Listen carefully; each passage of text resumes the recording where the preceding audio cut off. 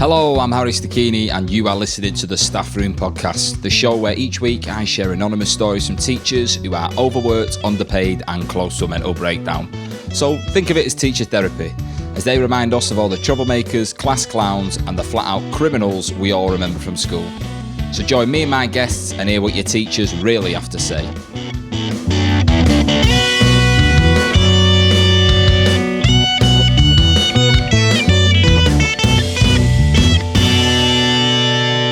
And we're off, episode number 14 of the Staff Room Podcast. How's it going, everyone? I hope you are well. I mean, I'm doing well. I've had, my gigs are in full flow now. I've had at least 3 in front of real people, which has been brilliant. You know, the Castlefield Comedy Night that happens on a Sunday. The crowds in there have been ace. No knobheads as of yet. Still time. I know there's still time, but that is a gig that it's not an easy room to play, right? And I'm emceeing it, so I'm bringing the acts on, having a chat with the crowd. And at the moment, everyone in the crowd has been sound as a pound. But sometimes you can get like, put it this way, there was someone that came to the gig once who threatened to stab one of the acts.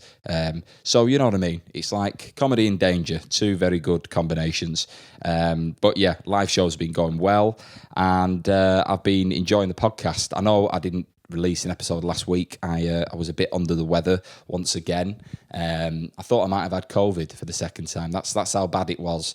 I didn't, which is great. And during the dark days of feeling poorly, I went and bought enough multivitamins and omega-3 to paralyse a small rhino. So I'm determined not to get ill ever again, because I hate being sick, you know. And it's rarely that I'm off work because I feel poorly. Poorly, what am I, a toddler? I feel poorly. I feel ill. But yeah, essentially, I'm determined not to get poorly again. So yeah, multivitamins, omega-3, I'll be sweet. But I do have a bit of an announcement to make. Essentially, the podcast, season 1, or should I say term 1 of the podcast, is going to be coming to an end very, very shortly, right? And essentially what happened is, I've got listeners, right? I've got loads of listeners, and I really appreciate the people that keep tuning into this week in, week out, because it means people are enjoying it, and I'm enjoying making it. So, you know, we're all getting something from it. But I'm starting to burn through the piggy bank of stories that I've got, right? So instead of diluting the show, which I don't think is going to be good for you or me, I'm going to take a bit of time off, right?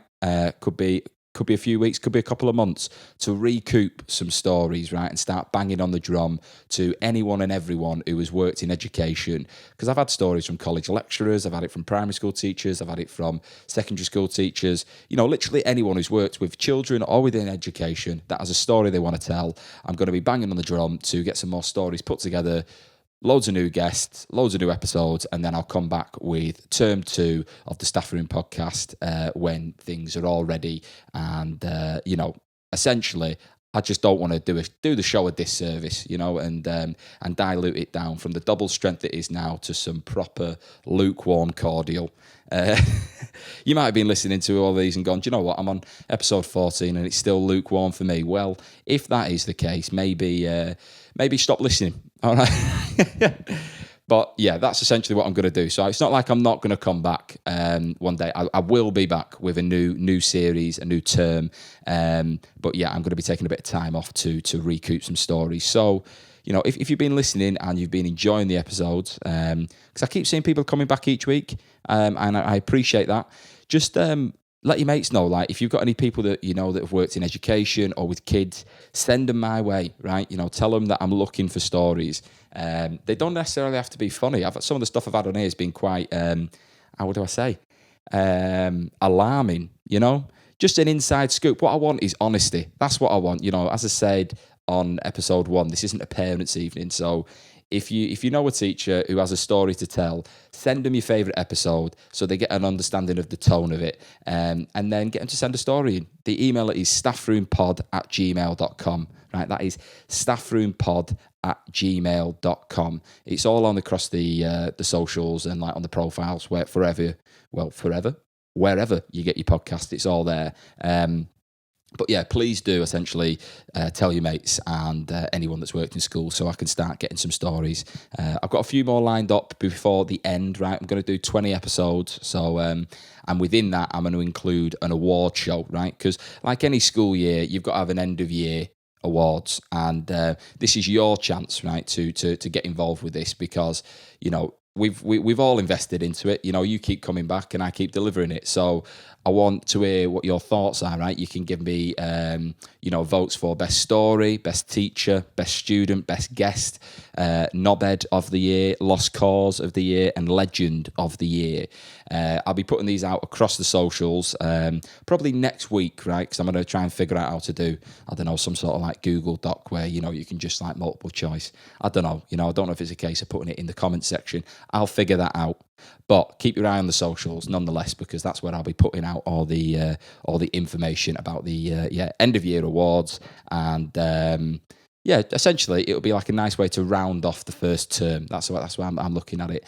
And I'll get like a few guests on, have a bit of a laugh, and we'll recap some of the moments of the first series. So yeah, that was something that I've been thinking about for a while, and I didn't really know when to break it, but I think now's probably a good time, because we've got 6 episodes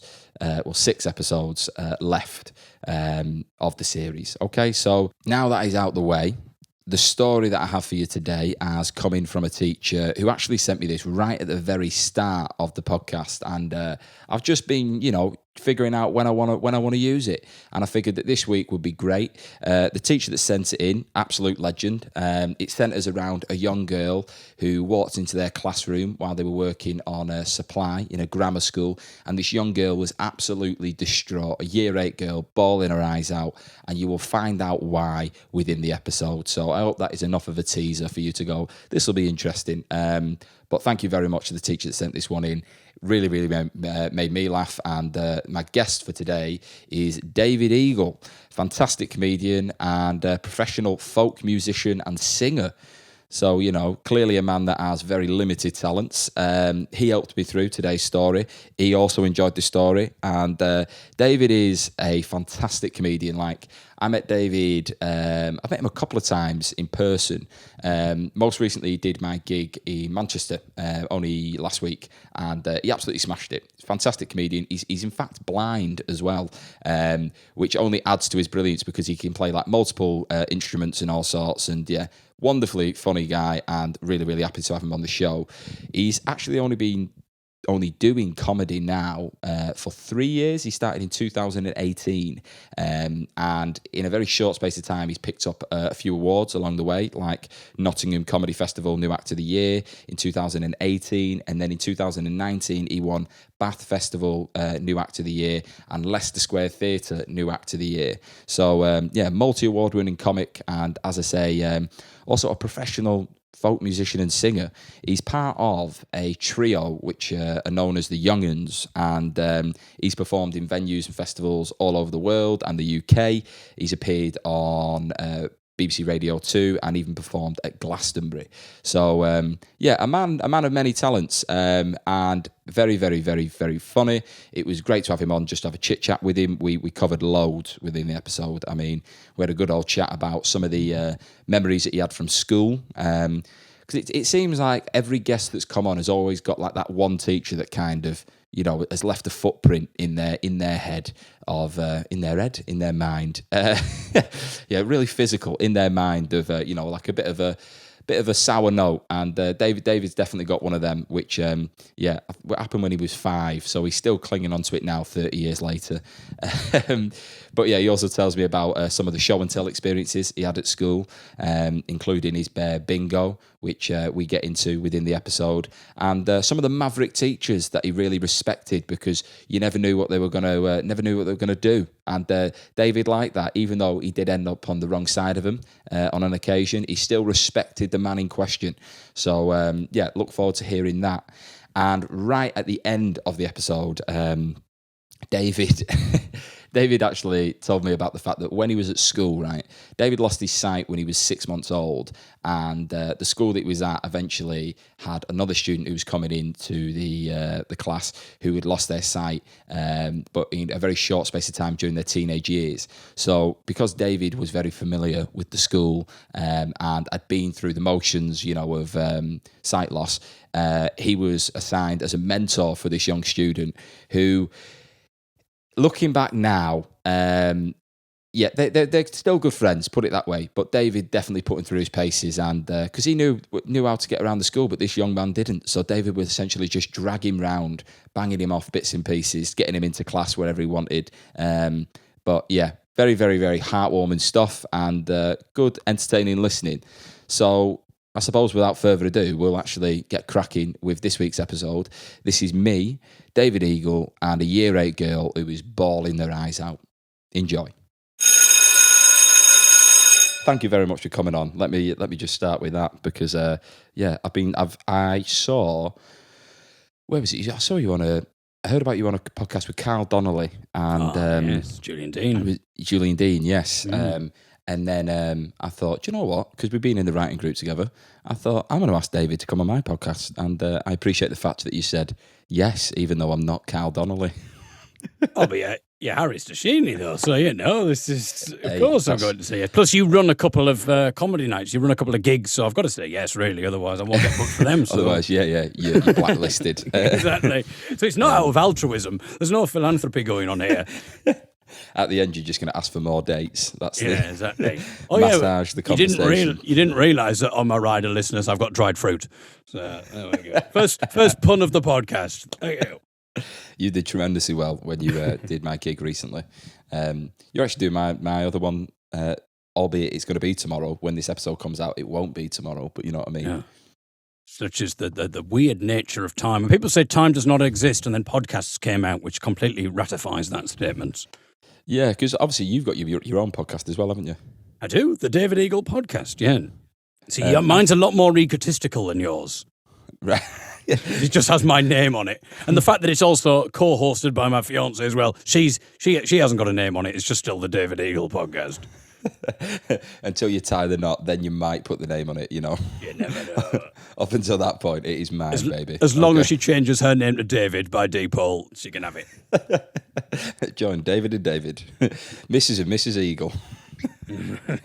Thank you very much for coming on. And I'm just going to quickly point out the office that I'm sat in here is tremendously warm. So I do apologise if at any point I might have to, readjust and maybe change my t-shirt because albeit I've had a shower, I thought the shower sweats were going to stop, and if anything, they've just increased in this sauna of a room. I mean, this is getting quite seductive. You're talking about readjusting. You've got your point out. My goodness. I mean, I might keel over at any time, to be honest. This might be the last interview because we got a letter from the council yesterday saying about be careful with the water because we're doing something to the water and the drainage. So there may be drainage sediment in your water. However, don't worry because all you need to do is just look at the water, and if it's discoloured, just don't drink that. Just wait till it's not discoloured, which is all very well and good unless you're blind, which I am. So I've just been playing a game of tap water roulette all day. I've been drinking the water. I don't know if I've been drinking drainage sediment or not. So I could be riddled with the stuff, so I might die. This could be the last podcast interview I ever do, Harry. So I'll make it a good one. And you've got my permission to put it out if anything happens to me. Yeah. The final send-off. So when you mean drainage, like, is it sewage or is it just, gutter water? Oh, I don't know. I mean, it just says drainage sediment, so I'm not entirely sure what that. I don't want to know, to be honest, really. I'm just kind of drinking it tentatively and hoping for the best. But then there's that psychological factor, isn't it? It tastes all right to me, but there's still a little part of me sometimes goes, oh, was that a bit out? Was that a bit wrong? Well, I don't know. So I have kind of stockpiled a little bit of water, but now and again I'm just chancing it and just kind of forgetting almost because I do a lot of drinking from the tap. I don't know why. That's just how I do it. Straight from the tap, no cup, no glass. I just forget sometimes. Hang on, David. I just want to quickly clarify. Well, do sometimes. I mean, you'll just put your chops on the tap. Oh no! It'll come out of the tap, but there's a bit of I don't put my mates around the tap. Oh. That's the fact that you just went over that. I thought, good God, this man's a savage. No. Well, no, the tap is running and I just catch the water from the tap Right. and drink it like that. But I don't put my lips around the tap. I don't know whether that makes me more or less of a savage. I've no idea. Has there been a podcast that you've done yet? Because I was just saying, I've unfortunately not managed to listen to a full episode. I've heard the videos that you've done so far. But have people normally started talking about teaching at this point, or is this the norm to just sort of go off on a complete tangent before the thing's even started? Yeah, no, I'll just have a bit of a chit chat. But I was just a bit worried that I'm now talking about tap water, about sediment, and you're going, bloody hell, none of this is going to be in the podcast. I don't know, when are we going to start talking about teaching? So I'm glad that that's all right. We're doing okay. Yeah, do you know what? It's probably my fault here. So how it essentially works is have a bit of a chat about your school days. I'll share the teacher story that's been sent in. And we'll just have a bit of a laugh, essentially, right? I didn't know we could do that. We better start doing that then at some point. That'll be good. Right. But I'll give you a bit of context, right, for the story that I got sent for me today. Okay, so it's coming from a supply teacher who's Irish, okay? They're working in quite a posh school, and it's with a year 8 class. Now, obviously, I've read the story, so I know what it's going to be. I know what I'm going to be sharing with you today. And I think once I tell it to you, I think you will agree with me that it's really important, the fact that they've not specified whether this person is from Northern Ireland or, you know, the South. So for me, the difference in tone makes this story entirely different. Right. And you'll get it as it goes along. But, you know, like I've gigged in Belfast, and it does have quite a, how do I say, confrontational tone to it, you know? The vowels come out like punches. That's the best way to describe it. And I've also had a lecturer at college who was from Cork, and I did massage with this man as part of a lesson. It wasn't like, you know, after school. You're one of my favourite students. I don't know, a special after-school club that we got going on. I've no idea if that's the right accent or not, but, you know, I hear you can edit these things and make them sound better in post-production. I'm actually going to get a soundbite of him put in. Exactly. If you can get him to play the part where we suggest that he is some kind of extracurricular pervert on his students, I'm sure he wouldn't have a problem with that. He was a lovely guy, but we used to do sports massage, and the way in which he would just that the Irish accent is very soothing. You know, it is very soothing. The further south it is, the more soothing I find it anyway. So at the start of all the lessons, he would be like, "So you have your 3 types of massage. Okay, you have effleurage, petrissage, and deportment." And he would always talk about the fact you have to go with the venous flow. Okay, you have to go with it, because otherwise, if you don't, you're going to end up with something we'd like to call a hematoma, right? And I found that very relaxing. But if you're from Northern Ireland, and you were saying with someone, you know, you've got to go with the venous flow. As I say, it's quite like, you know, hang on, let's see if I can try this here. A said you have to go with the venous flow, otherwise you're going to end up with a hematoma. Yeah. You see what I mean? The tone is very different. So you wouldn't get that accent on something like Classic FM. No. Up next, we have a bit of batch. Yeah. But yeah, just bear that in mind, I suppose, for the story that lies ahead, because I think for me, the fact they've not specified it, it will definitely change the tone of the story if they were from Belfast. And that's no disrespect to anyone from Northern Ireland, but you know, you sound hard, right? I think that's a fair comment to make. And you might find out whether they are hard after this podcast goes out. Yeah. They go, I'm going to find that Harry Stakini, the guy who does the staff room. Hey, if it boosts the numbers, I'm not bothered, you know. That would be the most commitment I've seen from a listener, where they've actually punched me after an episode. I mean, I can't see any problems with pitting Northern Ireland and Ireland against each other, to be honest. So I think you'd be safe, to be fair. But yeah, so before we get into the story, obviously, I like to find out a little bit about the guest school days, right? And I'm going to take a punt, right, before you open up the books here, David. But I'm going to say you were probably very good at school, very academic, and I'm going to guess that music was always something you were into, right? I can't imagine you were any trouble at school. This is very impressive. It's kind of like clairvoyant skills. I didn't realise there was a psychic element to it. It's very good. Is that spot on? Yeah, that's pretty much. Yeah, I mean, so music was the big thing that I liked. But I was not in favour with my music teacher, and here we go. This is the story because we're into it. Because my music teacher at school, when I was at primary school, I loved music and I could play the piano a little bit, but I don't think she realised that I could play the piano because back when you're at primary school, when you're like 5 or 6, no one's really playing the piano or playing any instruments. You're just singing and doing that kind of thing. So we're all kind of doing like no one's separated into groups at this point. We're all just doing our sort of in the class thing. And it's a very simple task, she says. She was a very posh kind of authoritative teacher. And she says, it's a very simple task. All we're going to do is click our fingers to the rhythm. And so we're singing some kind of song, whatever it is. And we just had to click our fingers to the rhythm. Now, the problem is I can't click my fingers. I'm doing it now. And I just cannot click my fingers at all. So she then goes around everybody, and I'm trying to click my fingers, and I can do it to the rhythm, and I'm probably like, I don't want to brag or anything, but I was probably like the most musically gifted person in the school at that point. Or at least in my class at that point. Maybe not in the school, bearing in mind it goes up to the age of 11. But yeah, in my class. And that includes the teachers as well. I'm probably the most musically gifted. But anyway, she gets to me and she's putting her ear towards my fingers. I said ear for the subtitlers there. It's not like your teacher, your massage teacher. Anyway, so she says, she stops everything. She says, Mr. Eagle, what are you doing? I'm doing I'm doing a Cork accent now. What are you doing? She wasn't. Mr. Eagle, what are you doing? I said, I'm trying to click my fingers, miss, but I can't.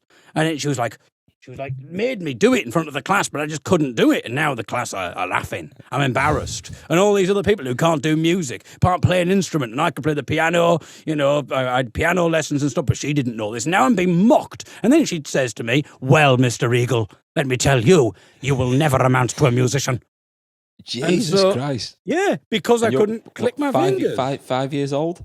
Yeah, 5-year-old, and I couldn't click my fingers, so that's what she said. And actually, I've just suddenly thought, isn't it odd how you're told to show respect to your teachers by giving them their formal name? So it's Mr. Patson, Mr. Sashini, whatever, you're kind of told to do that. However, if a teacher wants to disrespect you, they'll use your formal name. They'll say Mr. Eagle or whatever. So it's quite strange that you're taught to show respect to a teacher by saying Mr. this, Miss that, but when they want to disrespect you, they will say Mr. and Miss. So there's a kind of something I've only just thought about. Which is it's flipped around. But mind you, I've been told, people have said to me in the past, kids, oh, sir, fuck off. And it's like, that's a really polite, cuss you've just given me there. Well, that is nice, because at least they're saying sir, yeah. Yeah, exactly, yeah. It's so she said you never amount to being a musician. Yeah. And then you just went out to play after that. It was just on with the day, David. I'm not sure if then that was the thing that made I prove her wrong or anything like that. I don't think there was, I don't know. I don't know if it's one of those things that burn bright and at the, because I'm in a folk band and we've won BBC Radio 2 Folk Awards, and I didn't at that speech when we're at the Albert Hall and we're on Radio 2, I could have done a big, hi, you like that, Miss? I could have done Miss, whatever she was called, Miss Prosser, and did a whole thing. This is for you. This is for you. Whereabouts did you go to school? What area? Middlesbrough. Oh, right, okay. Yeah. I knew you lived up around Hartlepool for a bit, but I didn't know you were, that was like your stomping ground around there. Well, because I was blind, because I still am, obviously, but because I was blind, I went to the Middlesbrough school had a special unit for blind people in there. Again, for the subtitles, I said unit, not eunuch. You're thinking, there's got to be some treats. Well, that's a bit of a weird thing, isn't it? But the RNIB were all sort of, there were weird things going on. It wasn't just guide dogs in those days, Anyway, so I because of that, I had to get a taxi from Hartlepool to Middlesbrough every single day.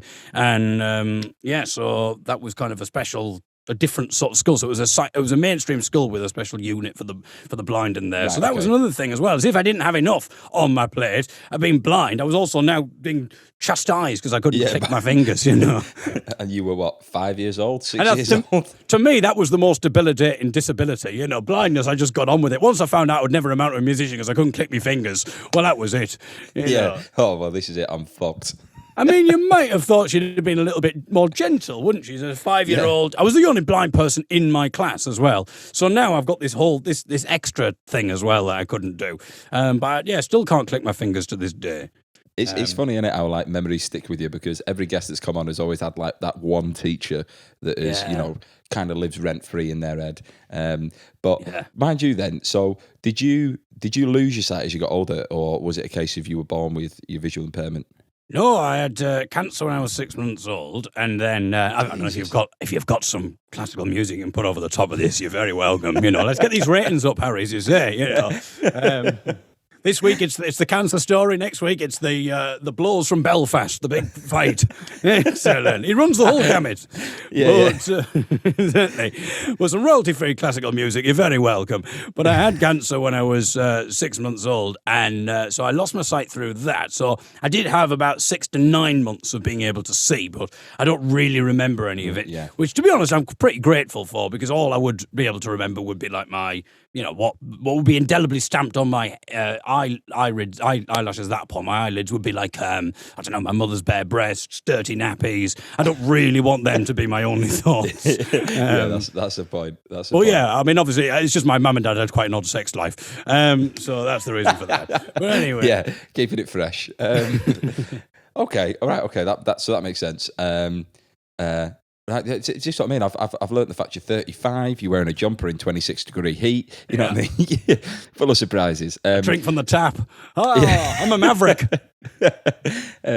Okay, so music was a thing then in school. Like, have you got any standout memories from your school days, or like any teachers that you actually thought of fondly?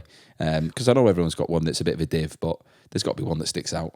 Well, I was thinking the other day about one of my first memories of school, and I told this on my podcast, but no one listens to that, so I'll tell it here as well. Hey, mate, I've listened to it, right? Oh, so you might have heard this story. Okay. Right, well, one of my first, and I forgot all about this, but I suddenly remembered it a few days ago, and it was that we all had, when we were about 5 or 6, we had a teddy bears picnic. And we all had to bring in our favourite teddy bears and say a little bit about them. And, it was all meant to be just a 10 or 15 second presentation. It was meant to be very quick. And so we went round. There was maybe like 20, 30 of us in the class. And all the kids would just sort of basically go, "Hello, this is my teddy. I call him Teddy. He is nice and cuddly and I like him." And then it would go to the next person and it'd be like, "Hello, this is my teddy bear. I call him Bear and he is nice and he is Bear." And they'd do that. So you'd get the idea. They'd be doing this for about 30 people, and the teachers by the 30th were clearly bored. It was all very terrified by that voice. Well, it was just. No, I see dead people. That might not be it. Exactly it. So I thought this is all a bit, I was really looking forward to it because I knew what was coming. I knew what my bear was. And as it got, everybody else was just doing this kind of, this is my teddy, this is my teddy, this is my teddy, etc., etc. And it was all very boring. I was getting more and more excited because I knew what was coming, because my teddy bear had a voice box inside of it. And no one else's teddy seemed to have voice boxes. And I developed a little bit of a sketch in my head with me and the teddy bear. Now, my teddy was called Bingo. So I was last as well. I seem to remember that I was last.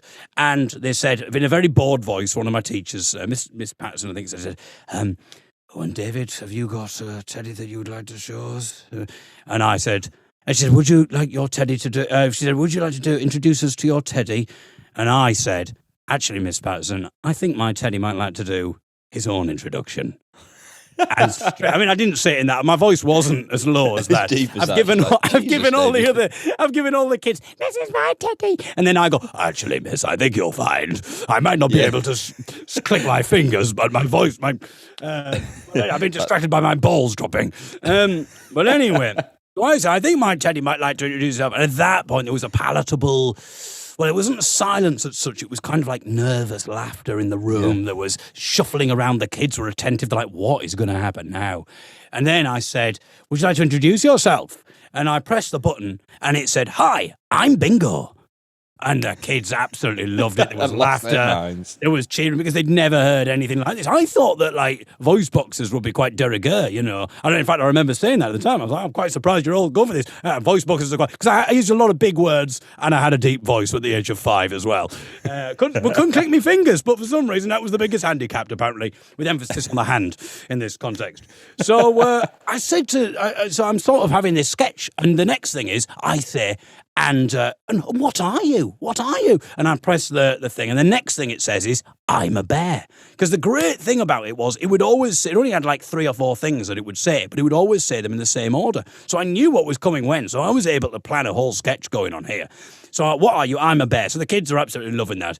But and I say, what's your favourite food? And I press it again, it says, I like honey. Now the next one is, it says good night. But I wasn't ready for it to say goodnight because I had something else up my sleeve. Now, it just so happened that we had a teacher called Miss Honey. So what I needed to do now was very quickly press the belly 3 times or 4 times because it had to cycle past good night, I'm Bingo, and I'm a bear, and then on to Miss Honey. Now, I'd practiced this a few times. I'd got it right about 10 times. I'd got it wrong twice because I hadn't pressed it right, and it would have said, who's your favourite teacher? I'm a bear. Now, to be honest, that would be quite funny in some ways because I could have gone, no, you silly bear. I didn't ask you that. I asked you. But at the time, I wasn't ready for that kind of spontaneity. I hadn't developed those skills yet, Harry. I needed this to go right. So I was a bit nervous, but I kept myself. And I said, so then, who's your favourite teacher, Bingo? And my goodness, there's nervous giggles. And I think the teachers at this point are going, who's he going to say? Who's he going to say? Not realising, of course, there's a Miss Honey there. So, of course, he's just going to say, I like honey. But anyway, I pressed it. I like honey. And the crowd, I'm calling them an audience now, they absolutely erupted. I think even Mrs. Prosser was a little bit impressed, to be honest. He's like, fair play, he can't click his fingers, but he's got this. And so they absolutely loved it. And then the last one, all I had to do at the end was just say, well, thank you very much, Bingo. And he just said, good night.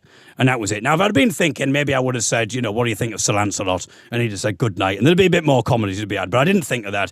But to be honest, I just quit while I was ahead. And it worked absolutely brilliantly. And I remember, I think that's where I got the comedy bug at the age of 5 from that performance. And I think that's one of the best performances, the best things, because you never forget your first performance. And yes. That's ace, that, because 5 sounds like it was a very big year for you. Exactly. Was this before or after the failed click? I think must have been after.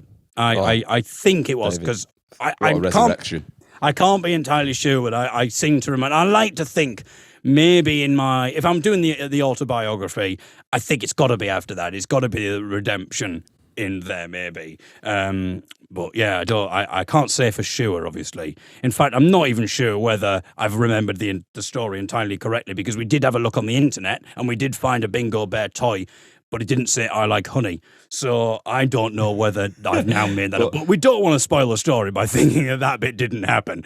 So credit where credit's due. It sounds like you've done your homework with that teddy bear, and because show and tell is pretty shit. Let's be honest. No one comes in with a prepared presentation. It's you stand there nervously with whatever object you've got. But I like that. Yeah. That was 5 years old, thinking on your feet.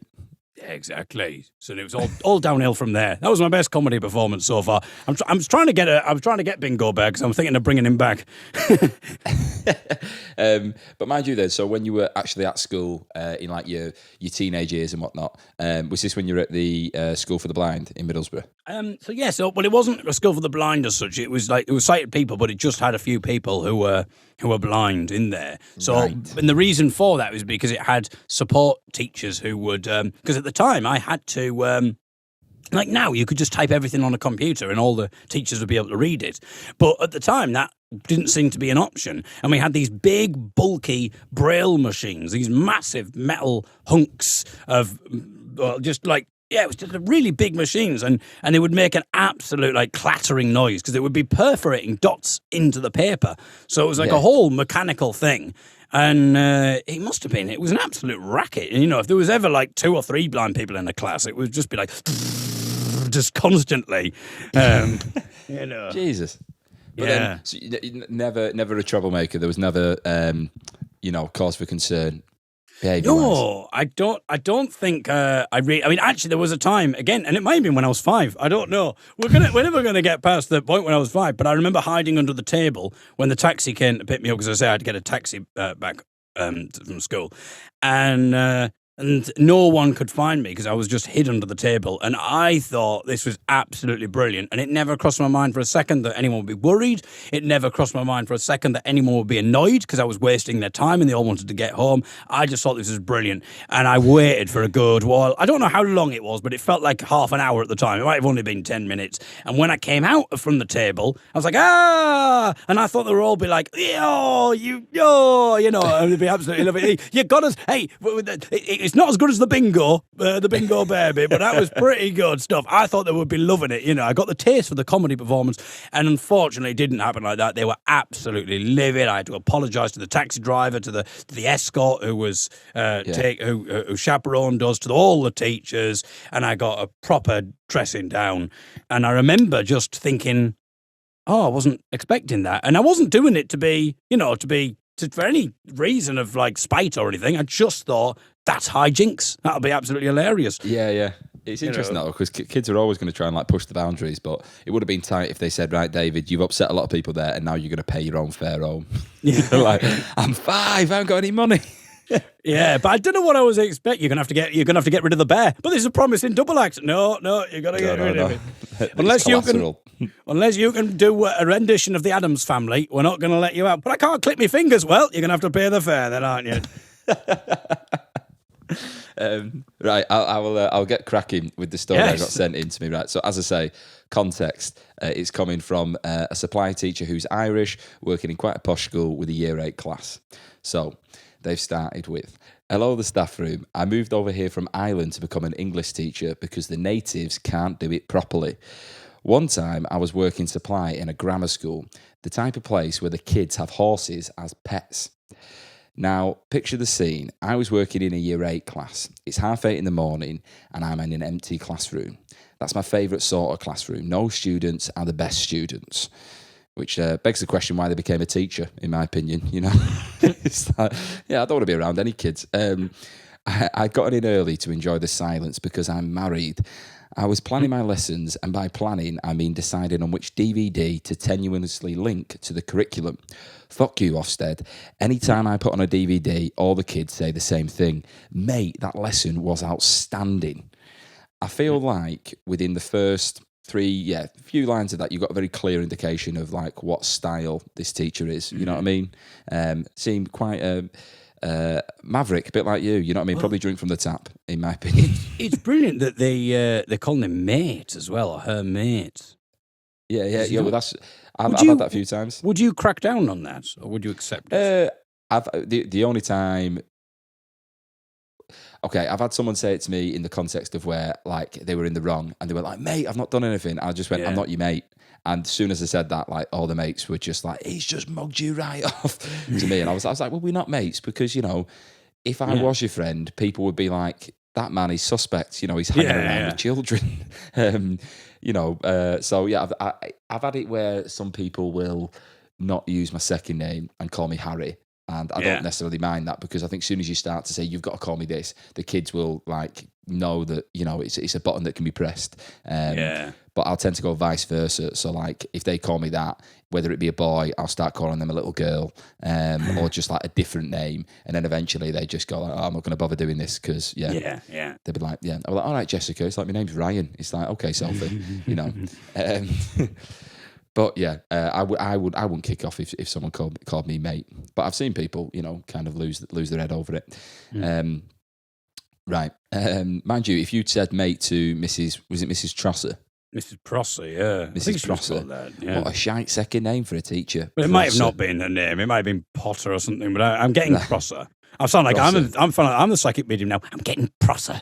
That's what I'm getting coming through. If you were in my school and your second name was Prosser as a teacher, you know what I mean? Prosser the tosser. It'd be so easy. I feel like if you've got a bad second name, you would change it to, just have like a school name, so to speak, inverted commas there.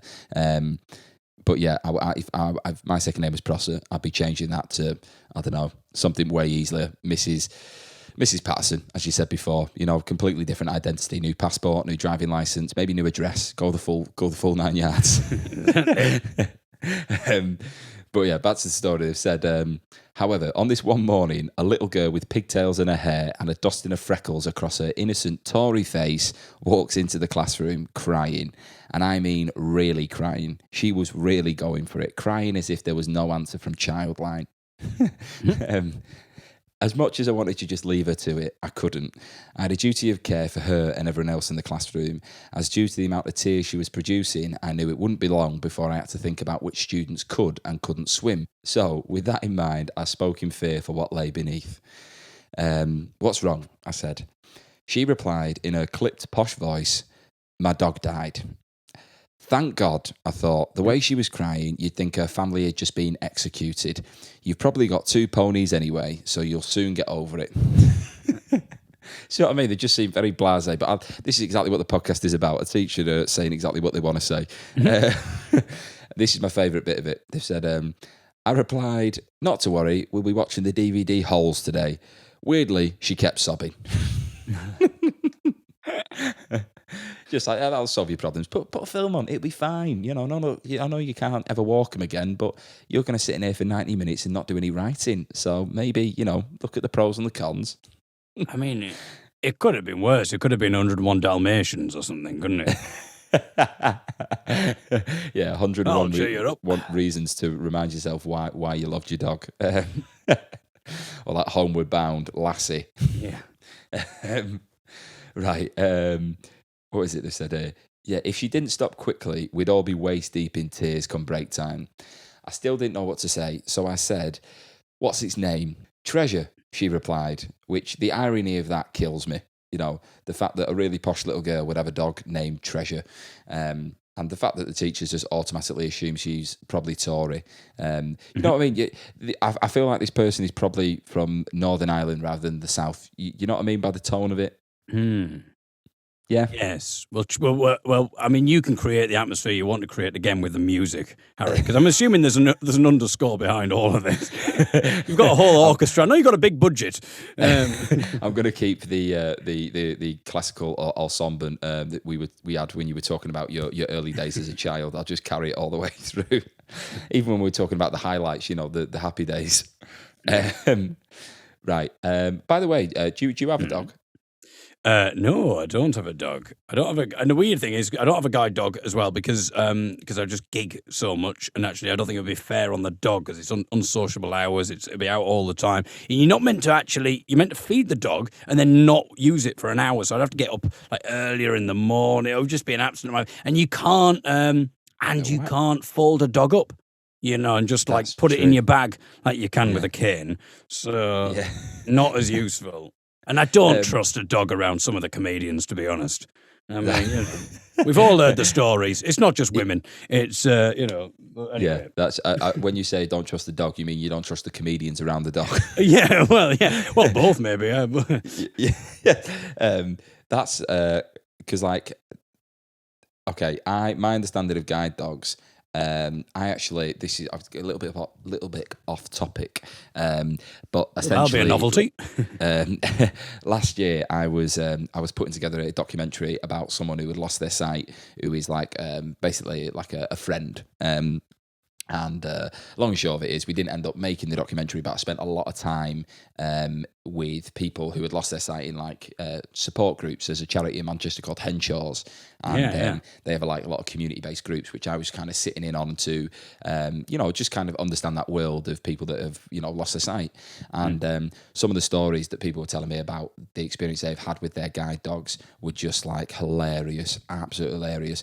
Like someone asked, a blind person had asked a member of the public while they had their dog for directions, and the member of the public gave the dog the directions.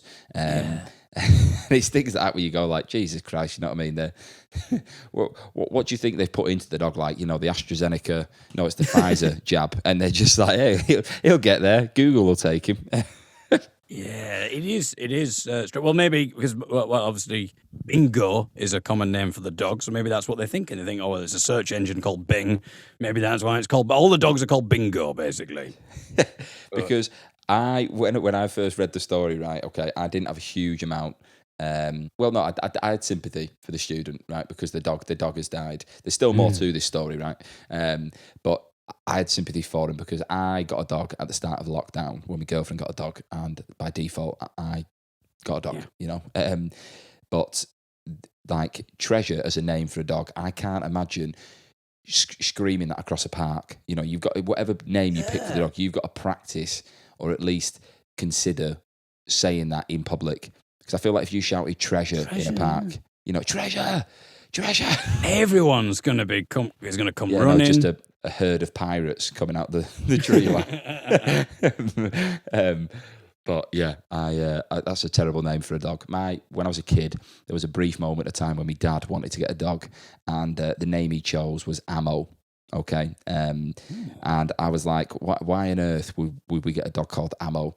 And I feel like it was because he'd watched Band of Brothers for like the 19th time, and by that point, I just thought, can you imagine being in a park screaming Ammo? I mean, that's Ammo. Yeah. That's a man with a military background. Yeah. People like playing on the swings going, I didn't realise we were in a war zone. No, it's not a war zone, it's just a marriage. Right, I'll continue. Well, I wasn't expecting that, but here is something really important you should know about me. I have a form of early morning Tourette's. Basically, at 8:30 in the morning, the middleman responsible for the communication between my brain and my mouth is at home in the shower washing his testicles with the soap of my common sense. Therefore, without warning, as I looked into the eyes of this distraught child, the words, well, now it can be buried treasure, tumbled out of my mouth. Very good, though. Yeah, very good. But, see, that's the thing. The first thing that comes into my head there is very good punning. And that is the problem, I think, with us and a lot of people, and the dichotomy of the mindset of a comedian and a teacher. And if you're both, that must be the problem of like stopping that, because sometimes it comes out before you can, and it's a discipline to stop it. But whereas when you're on stage, I mean, you must find this, Harry, when you're on stage, that is comedy gold. When you're in a school, that is a meeting with parents. No, I get what you mean. I think sometimes it's interesting to see how far you can push it with kids from a point of view of not like push it to the point where you're going, God, this is criminal. But the fact like references or just stuff that goes over their head, you know, as like some kids just don't understand sarcasm, you know, like really obvious stuff. But yeah, I always find that quite interesting because like I'll have the teachers laughing about bits and pieces, and you know, the kids will almost be like, "You're just not funny." Like, you know, and it's like, I'm not asking for your validation, but you know, or I'll say something and go, that's just gone well, you know, I'm wasted on you lot. But yeah, literally, I am wasted. I've got to get through this somehow. But yeah, you could. I mean, I'm just wondering. This podcast goes on and on. What you could do. I don't mean this particular episode. It's not an insult. If this podcast episode goes on and on, but I mean, if your podcast series goes on, you get to a point where you can actually interview ex-students. That's going to be an interesting thing. So it'll get to an age where you'll be able to interview ex-students. I don't know how to feel about that, to be honest, Des. They'd be like, yeah, you know what, well, I think I've had a very good relationship with like everyone I've worked with, but I think that's just because I'm pretty laid back. So you know, like if the kid's doing wrong, I'll pull them up and say you're doing wrong. But it's not like, I don't know, I think I can be quite real with them, you know, rather than be like a very 2D image of a teacher where the kids find it strange if they see you in the shops. You know, but they are going to see you at some point doing a gig. You know, like it's going to be, you know, if you're in primary school and you've been doing this now, you've been doing comedy for like, what, 3 or 4 years? Longer than that now, 7 years. 7 years, right. So, well, you think like if someone was 10 when they started, when you started, they'll be 17 now. So it's only going to be like a next year and people will be coming to the gigs, and that's when it gets weird. Yeah. I feel like I've demoralised you. I'm demoralising you in the podcast. This podcast is just going to end with you in tears. Going, I really don't want to see him again. But yeah, you make a good point. I wouldn't be opposed to bumping into someone. Because let's just say, if it's in a comedy club, the gloves are off. You know what I mean? Yeah. Yeah. And, I'm not going to say you're staying in for your break. I will, quite literally book you a taxi home. Right, let me continue here. Now it can be buried treasure tumbled out of my mouth. Her face dropped. She walked out the class mumbling. I couldn't make out what she was saying, but I reckon it was, no wonder everyone calls you Sir Cunty, which, as a nickname for a teacher, is I wouldn't say it's not that original. I imagine that's probably been said before. But it's back to that Sir thing again, isn't it? Yeah, that's what I mean. Like Sir Cunty. It almost sounds like a terrible name for a knight. If I could promise you, David, I will turn you into a knight, but your name as a knight would be Sir Cunty. I think you'd say, do you know what? Keep the horse. I'm all right. Yeah, I mean, I'm not sure how well I'd fare being a blind person as a knight anyway, to be honest. The jousting might be a little bit too much. Maybe I could train my guide dog up. Yeah. Sort of guide me through the jousting stuff. Yeah, he can't protect the Queen and Country. Why is that? He can't click. Big problem. Yeah. Big problem. That's how we alert if the enemy are close. Or maybe I'll be such a good knight that they rename it to Queen and Cunty, because I end up eloping with the Queen. Actually, I mean, she's 96. I don't really want to go down this line, especially when it's going to take me at least 2 or 3 years before I become a knight. She's going to be 100 by the time this is happening. Yeah. So. But David, that shows commitment. You're playing the long game here for Lizzie. And she's a free woman now. Exactly. I suppose she is. Yeah. If anything, when someone's mourning, that's probably when they're the most vulnerable. You can kind of swoop in as that knight in cable knit jumper in 26 degree heat and go, my fair lady, can I take you from a drink from the tap for one evening? I don't want to drink from her tap, but anyway. Oh, David, you have now ruined every piece of legal tender for me, because whenever I see her face on a note or a pound coin, I will hear your voice going, I don't want to drink from her tap. Well, can I just advise you with the music for this one? Just, I don't care what it is, just make it loud so that so that I'm inaudible.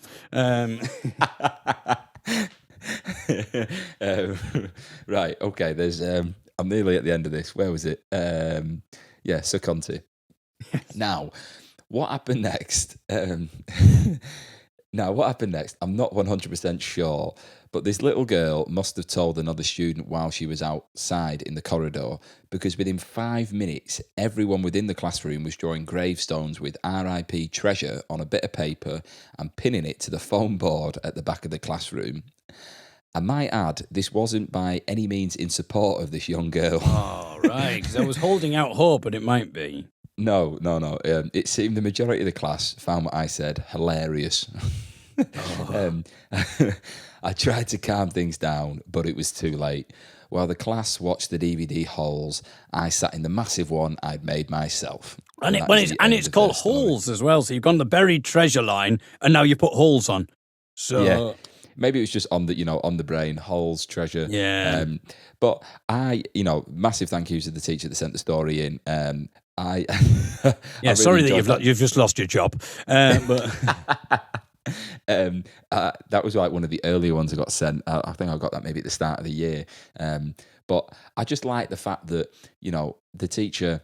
I feel like in that situation, if you said that, it's very difficult to try and redeem the situation, because if someone's lost a pet, they've lost a pet, but it's not like you're going to go, all right, as a class, we'll do a minute's silence for your dog. It's just like, go and dry your eyes in the bathroom, come back in, put the title in your book and the date, and we're watching Holes, Yeah, I mean, maybe okay, so I'm not probably being rubbish as a teacher. Maybe what I would suggest is, why don't you sit at the back and write a page about your dog?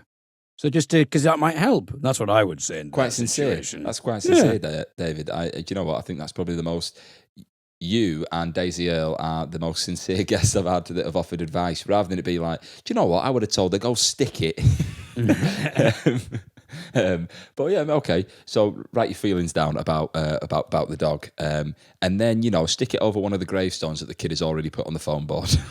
There you could, yeah, exactly. You could turn it around. You know, you got the power in that moment. But I think unfortunately, what happens is you shock yourself with a statement, and I think we've all had that where you say something and you just think, "Oh God, what am I going to do?" Like I remember there was a time, and it is not a very good joke. It's a pun, but anyway. Basically, what happened was I was out with some friends.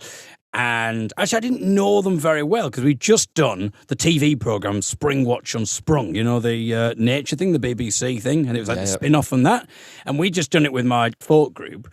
And we all went to the pub afterwards. And we really got on well with the producer and the staff and everything. And who were sort of working behind the scenes. You were performing on this, by the way, Dave. Yeah, so we'd met them a couple of times as well through different things, so we sort of knew them a little bit, but not very well. But anyway, we were chatting, and I was feeling in a very giddy, comedic mood at the time. Sometimes it's just like, sometimes I'm off, and I'm absolutely fine to just be a normal person. Other times it's like you're in a bit more performance mode, and and I'm not like trying to steal the show or anything. I just feel a bit more upbeat and buoyant. And it's like that thing where your brain just says something and you go, "Oh, God." And what happened was, we were talking about, they said, "Oh, how did so-and-so propose?" I think someone said. So they just had a proposal recently, the two people working on the two producers. And he said, "Oh, well, actually, she was feeling a bit down because we just cremated her father. But I wanted to do it. I just thought, this is a wonderful time. I want to stick by you, and I want to spend the rest of my life with you. And this has made me realise, the fragility of life and all of this." And it was a lovely moment, the way that he said it, not the way that I said it. And I can't remember how exactly it came in, but there was a little bit of a pause.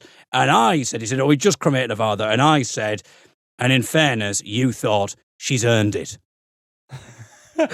Or something like that. Now, as I say, it's absolutely terrible, and I would never write it down because I don't think it's funny. I don't really think it makes sense. She's earned it, But it sort of worked in the context. I thought I was really proud with it at the time. For half a second, I would say millisecond, I was proud of it. I was like, "Oh yeah, that was quick."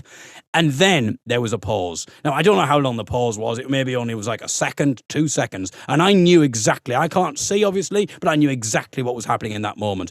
Everybody was now looking at the woman who'd just who'd cremated her dad, to see, and it wasn't that long ago, it was only like the day before or something, to see whether she was going to laugh or how she was going to react. And I knew in that moment that this was held in the balance, because if she had like a bit of a breakdown and felt it really emotional, I just said, "That's not on," and stormed out, or something happened, that's it. I'm the victim. Like, the show might get pulled. Like, I might never work. I might never do a TV thing again. You know what I mean? Like, this could be it. And also, people just think I'm an absolute prick. But if she laughed, it would be absolutely fine. And there was that weight. And I just knew, like, nothing that I do now can redeem the situation. It's all on her. And she laughed. She really laughed, like a proper belly laugh. And everyone else kind of laughed as well, and it was fine. And there's just that moment of relief. Out of the room again. Yeah. It was just that moment of relief. And my friends who I was with, who in the band, they were saying, like, in that moment, you saw everyone's faces. Like, some people looked like they wanted to punch me. Some people looked absolutely horrified. But as soon as she laughed, it was fine. And that was a moment I can still feel now. It's that pit in the stomach. But that you're diffusing the tension. Like, I suppose originally when you said she cremated her father and he chose that as the time to say, I thought you were going to make the joke about the fact that he chose to do it then because he didn't have to ask for the dad's permission. That would be good as well. I thought that's the route you were going to go down. Just be like, well, now at least you don't have to take him out for dinner, Yeah, exactly. I was like, diffusing the tension. Now, that would have been brilliant. If I'd have turned this into a routine, if I'd have gone, "Oh, well, at least you didn't have to get the father's permission, and in fairness, you earned it." And I'm like, right. And then I wouldn't be worried at this point now. I wouldn't be worried about how she's feeling. I'd be like, "Come on, remember your comedy skills, David. Rule of 3, you need a topper. Come on." Yeah, total silence around the table. And you're like, I'll get him on the next one. I'll get him on the next one. Trying to do a call back in the taxi on the way home. Yeah. But yeah, I think in that situation where a dog's just died, right, and he makes the point, well, now it can be buried treasure.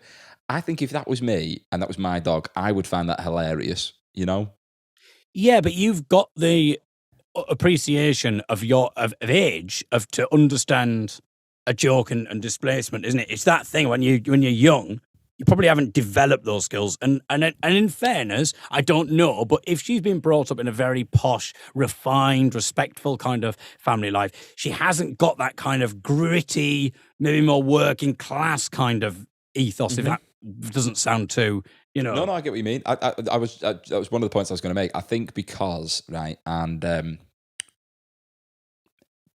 depending on what type of background you come from, I think there is, within posh schools anyway, there's almost like a level of entitlement, right? And I've not worked in many posh schools. I know teachers that have, and they talk about how the kids can be probably more difficult than in a rough school, but it's a different type of difficult. As like, put it this way, if you fall out with a kid or you bollock a kid in a comprehensive school, right, where maybe the people's backgrounds are, tough, rough families, okay, put it that way. Their parents might be very aggressive. Like, a parent might try and put you in the ICU, but if you were kicking off a kid that was coming from quite a posh background, I feel like their parent would try and put you in the job centre. You know what I mean? That's the difference. Yeah.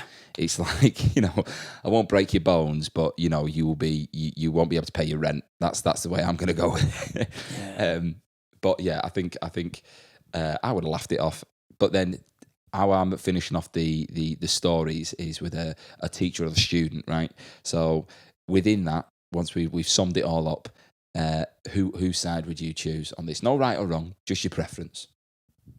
Oh, now, okay. I think I've got to go for the teacher, only because the child will get over that. And even if that scarred the child in some ways, as we've found out with the clicking incident, that will spur the child on.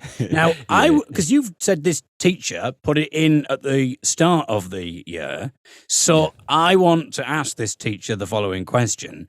Has this child gone on to then do an absolute rip-roaring, amazing comedy sketch with a teddy? Because, this could be the start of a comedy career for her. Now she's got a puppet dog going on. She's like, oh, who's this? It's Treasure. And it's like, oh, Treasure. And the Treasure keeps playing up, keeps doing naughty things. Like, if you're not careful, you'll be buried, Treasure. And the kids are absolutely loving it. So she might kind of redeem the situation. She might get, do that. So it might build her up. So I'm going to go for the teacher, because on the very worst, it's a brilliant joke. It's a brilliant joke, and it's really quick. If it's done as quick as a flash, that's really good. I love it. But at the very best, she might have actually inspired that child as well. So, and also the child might have an appreciation now for the power of wordplay. So yeah. As the rest of the family, bawling their eyes out as they bury Treasure in the garden, she's just chuckling to herself. Like, oh, that teacher, Exactly. Okay. And she's like, I'm going to call my next pet. What are you going to call your next dog? I'm going to call him Alive. Just so I can say, buried alive. I buried alive, and she's just going to have all these puns now. So you never know. I'd be interested to know how the child's responded since. But. Well, I don't know what year this happened. If it's recent, I wouldn't be surprised if the kid tried to get the teacher sacked. And, the teacher's been like, hey, come on, right, that was a joke. You need to develop a thick skin. But if it was years ago, maybe that kid did bounce back, as you say. And, they've made a successful career as a folk musician. Who knows? I'm going to go with the student, right? And this is purely on the basis that I think the teacher's 100% sound, right? I think what they've said is hilarious.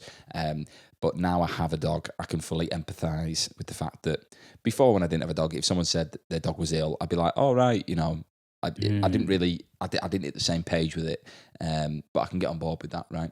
I still think what the teacher said is 100% hilarious, but if the student is listening, that would have stung. But if the student is listening, this is going to be really hard for the student potentially. If the student's still listening, then that is. Do you know what, it might be the total opposite. They might have gone, do you know what? I'm going to get another dog, and I'm going to take his advice. I'm going to call it Alive. Exactly. It might do that. Yeah. So who I don't. It's difficult. It's difficult to say, but I don't know whether these things will scar a child for life. To be honest. Well, did the clicking thing scar you for life? No, in fact, and the great thing about it is I Yeah, I think it's good. I mean, and the thing is, like, when you ask me about my favourite teacher, we had a teacher when we were in secondary school called Mr. Moore. And Mr. Moore was, he's great, or Mr. Moore, as we would have called him from Teesside. I deliberately kind of changed it there, but we'd have called him Mr. Moore. But it was M-O-R-E.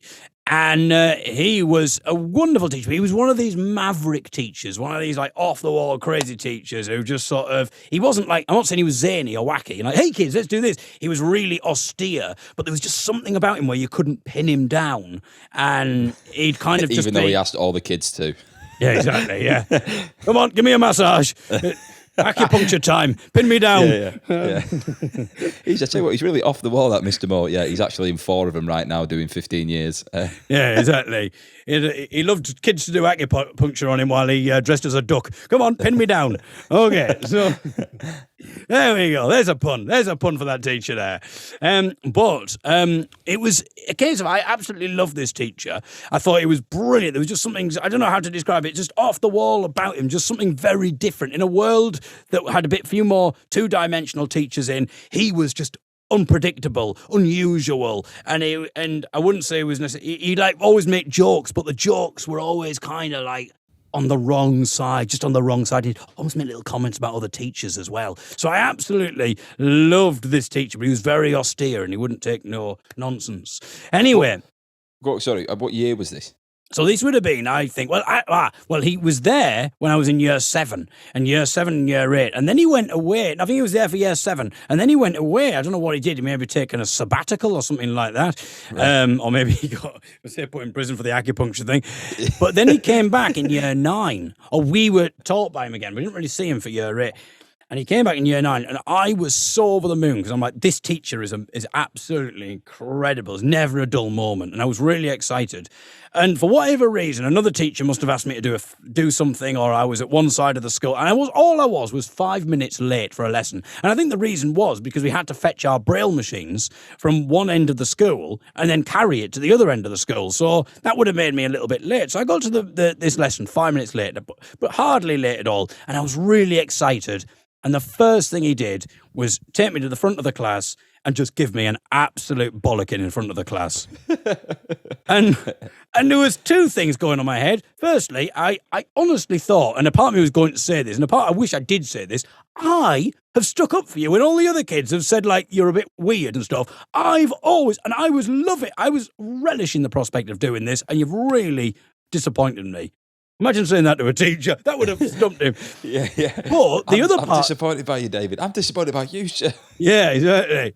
But there was another part of me that respected it, because another part of me was like, that is a maverick thing to do. Again, that's why I like him, because he's unpredictable. And the first thing he'd done is like embarrassed me in front of all the kids. But he'd done it in like a comical way, like some jokes about being late and stuff or whatever it was. And so yeah, that was kind of an odd moment, a bittersweet moment there. Did he bring up the clicking? Yeah. Right, your punishment. You're not leaving this room until you give me 5 successful clicks. Yeah. Words got out, and he's like, you don't seem to realise my wife is Miss Prosser. And she wasn't happy when you said your favourite teacher was Miss Honey. She's never forgotten. Yeah, bingo, grass you up. Exactly. See, that's cool though. So Mr. Moore, when you mean he'd make jokes about the other teachers, like how obvious were these jokes? I think it's just that thing, because he did maths, he did IT, he did PE as well.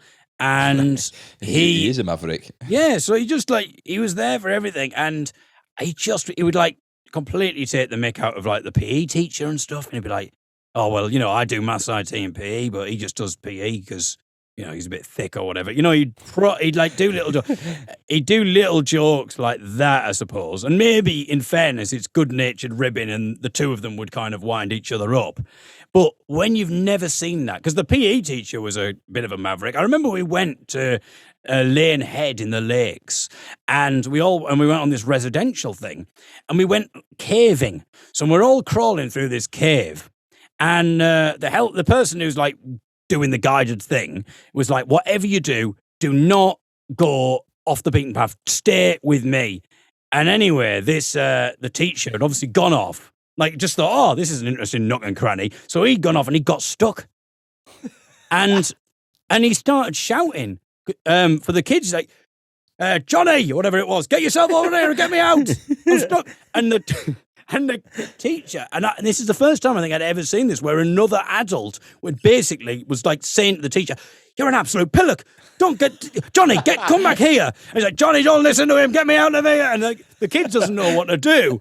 And I was like, I've never seen this before, because I think the thing is, when you grow up and you see, when you're a child, you think that your teachers are infallible. That's why it kind of wounds you when they say certain things like, oh, you can't click your fingers, even though I don't know if it did wound me, but, it kind of gets to you because you're like, oh, well, the teacher wouldn't just say that because they're an idiot. The teachers know these things. Especially when you're like primary school, I suppose. You just think, well, the teachers... So when the first time comes where you get into trouble for something that genuinely isn't your fault, when you haven't done anything, you don't think you've done anything wrong, and then apparently you have, or when you haven't done anything wrong, but the teachers get it wrong. And in fairness to the teachers, it's going to happen at some point. They're going to get the wrong person and they're going to accuse the wrong person. But you just think this is unbelievably unfair, because I just assume that the teacher is completely infallible. But this was another dimension, because this was it. We were in secondary school and this teacher's just shouting at this 13-year-old kid to get him out of the cave, to go into this. Bear in mind, he's going into the exact place that this teacher's now stuck. And the teacher's going, Johnny, get me out of here. I don't know why it was Johnny. I think it's just Johnny was probably the closest or something, and he could sort of maybe see from the corner of his eye. And so then the teacher, then there was like this loyalty. Johnny didn't know what to do. And so Johnny must have been weighing up the options. He must have been going, well, this guy who's taking me through the cave, I'm never going to see him again. Whereas Mr. K, whatever he was called, he's never going to be able, he's never going to, I'm going to see him all the time. So he didn't know what to do. And I can't remember what the outcome was. I think the instructor dragged him out, and the instructor was absolutely livid, and he didn't really hold back. And it was so weird to see another adult just berating a teacher, because you think, you can't do that to a teacher. That's hilarious. Yeah. What was the reaction from Mr. K, the guy that got stuck? I think he was a very just did as he pleased kind of thing. Like, like you'd get some teachers who would say about, for like PE or whatever, football, for the football team, it's like, look, do your best out there, try and win, but the most important thing is you enjoy it. He did not say that at all. He'd be like, don't you dare let me down. Don't you dare let me down. I want you to win. I want you to wipe those smiles up those other teachers' faces. He very much lived vicariously through the children. I have got images of the PE teacher from Kes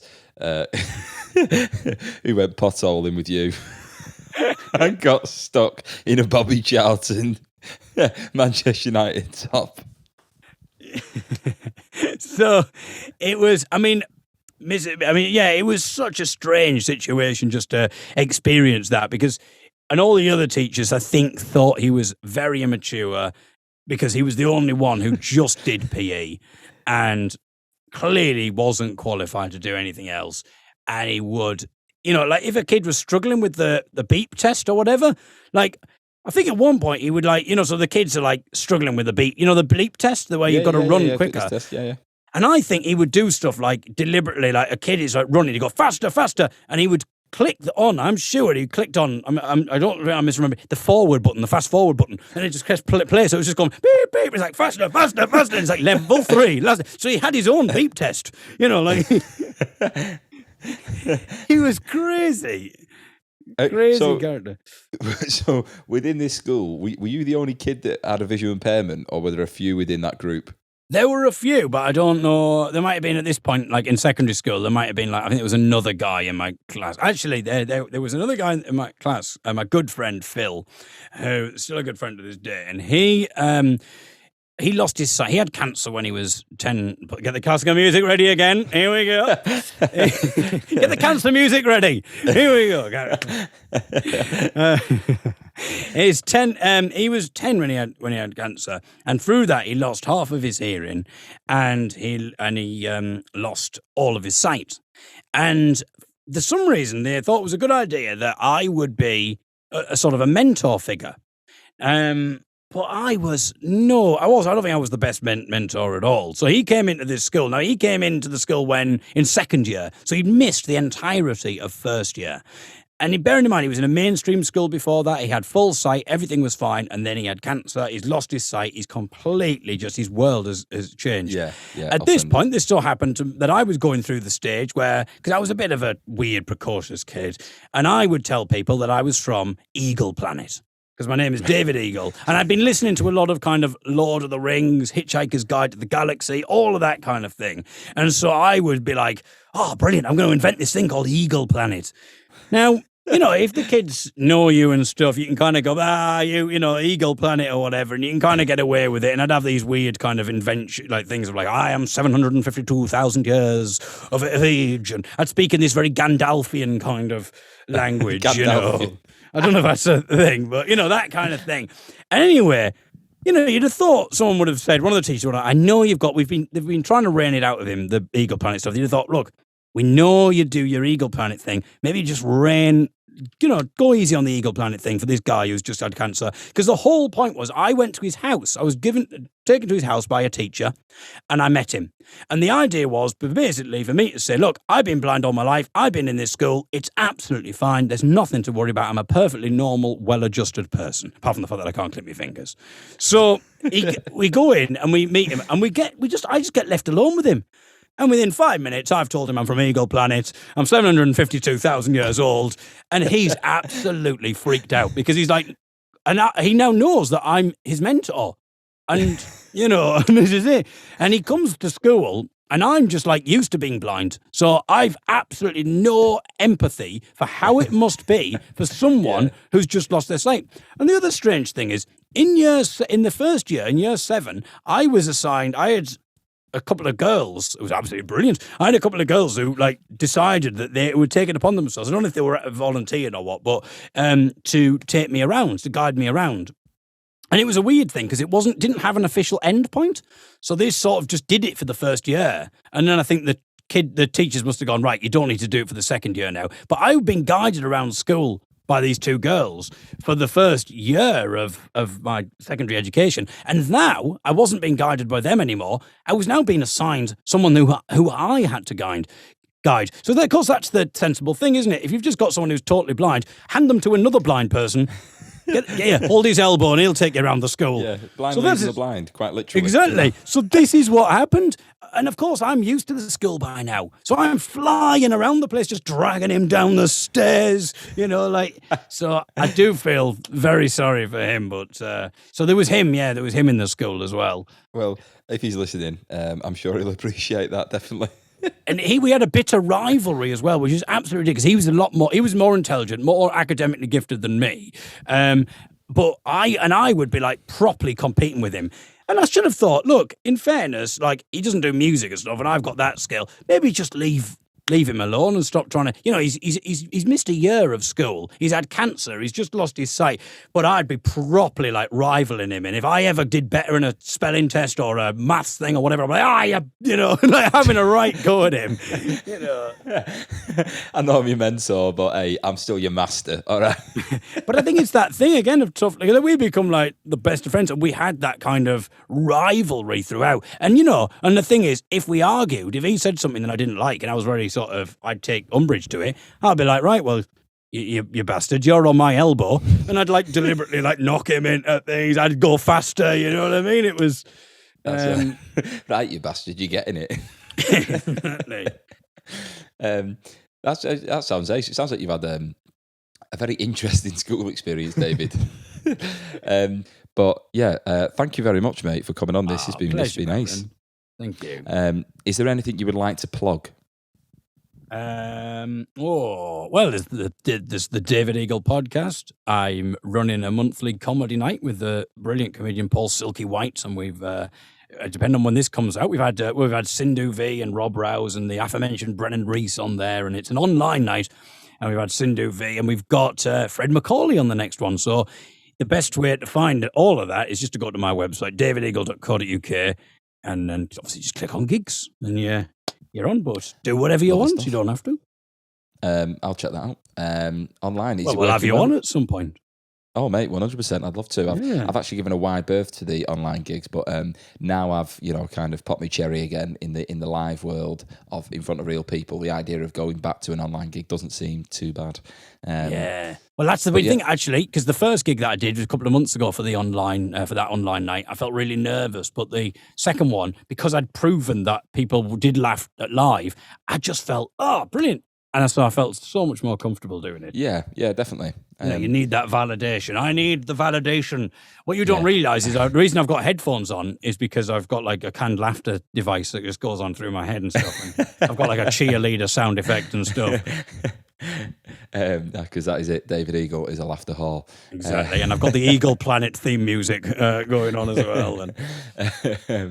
But yeah, thank you very much, mate. Thank you very much for coming on. I'd love to have you on another one in the future. See you next week.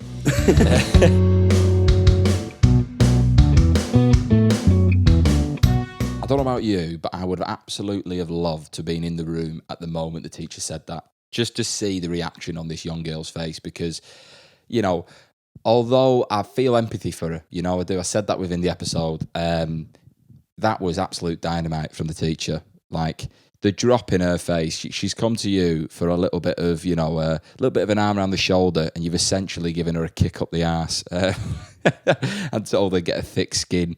But yeah, I would have loved to have been there. And the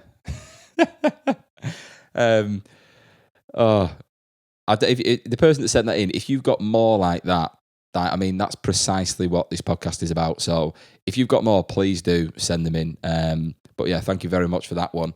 And how great is David Eagle? Definitely go and check him out if you get a chance. Do check out his podcast. It's David has got himself into some like very funny situations because of his sight loss. He's like gigging here, there, and everywhere.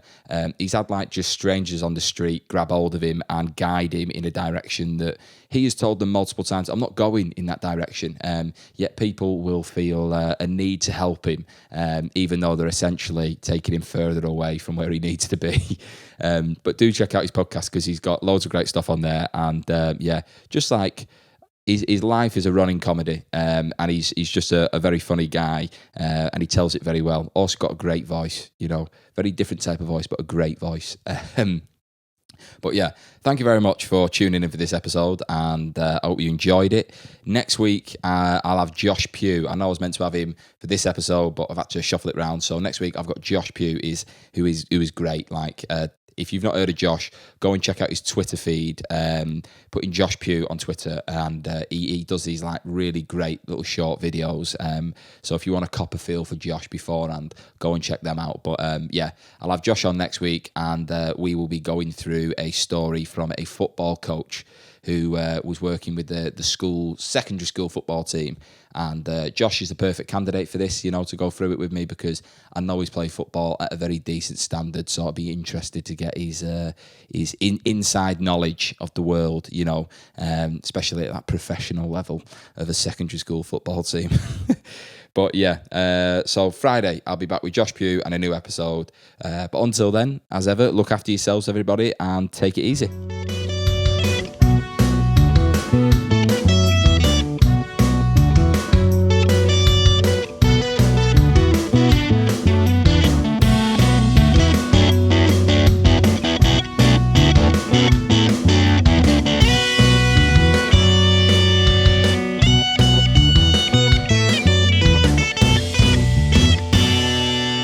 The Staff Room podcast is produced by me, Harry Stachini, artwork by Poppy Spinks, and the soundtrack by James McGraw.